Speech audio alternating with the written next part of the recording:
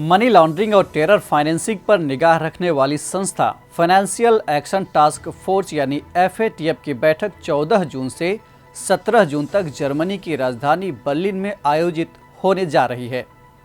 इस मीटिंग को लेकर पाकिस्तान के मन में बड़ी छटपटाहट है, क्योंकि उसे उम्मीद है कि इस मीटिंग में उसे ग्रे लिस्ट से बाहर निकालने के बारे में फैसला लिया जा सकता है।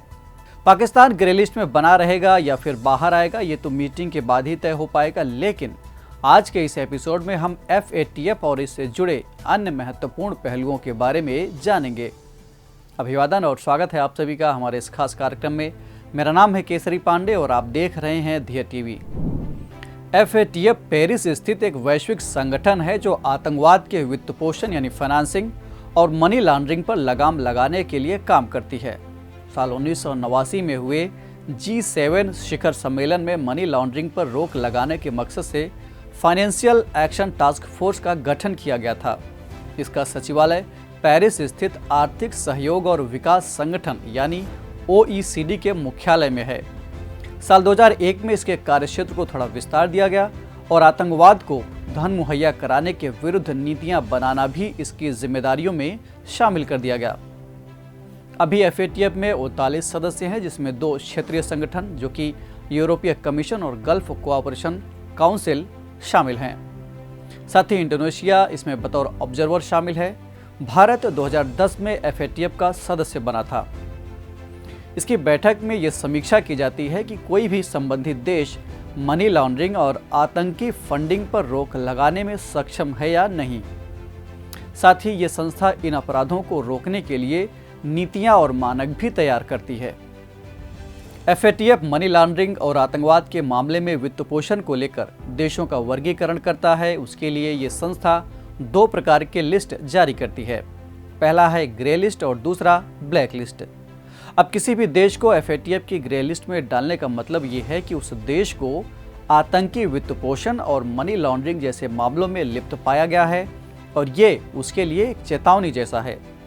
यानी अगर कोई देश आतंकवाद की फंडिंग करने से बाज नहीं आता है या उसे रोकने के लिए ज़रूरी कदम नहीं उठाता है तो आगे उस देश को ब्लैक लिस्ट में भी डाला जा सकता है। ब्लैक लिस्ट में केवल उन देशों को डाला जाता है जो अनकोऑपरेटिव टैक्स हेवन देश की श्रेणी में आते हैं। इन देशों को नॉन कोऑपरेटिव कंट्री या टेरिटरीज के रूप में भी जाना जाता है।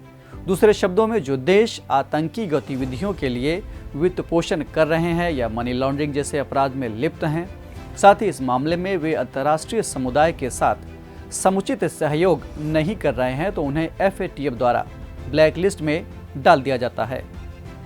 यहाँ एक महत्वपूर्ण सवाल ये उठता है कि अगर कोई देश ब्लैक लिस्टेड हो जाता है तो इसका क्या असर होगा। दरअसल अगर कोई देश ब्लैक लिस्टेड हुआ तो IMF, वर्ल्ड बैंक और ADB जैसे तमाम अंतर्राष्ट्रीय वित्तीय संस्थान इस पर आर्थिक पाबंदियां लगा सकते हैं। साथ ही इस पर दूसरे बड़े देश भी इसी तरह की आर्थिक पाबंदियां लगा सकते हैं।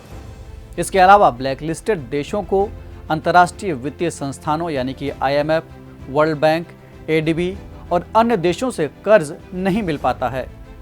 ब्लैक लिस्टेड देश में बाहर से आर्थिक निवेश में कमी आ जाती है, जिसके चलते इस तरह के देशों में अंतर्राष्ट्रीय व्यापार में काफ़ी गिरावट आ जाती है। गौरतलब है कि जून 2018 से ही पाकिस्तान ग्रे लिस्ट में बना हुआ है। इस मीटिंग में जहां पाकिस्तान इस ग्रे लिस्ट से बाहर आना चाहेगा, तो वहीं भारत ये चाहेगा कि ये ग्रे लिस्ट में बना रहे।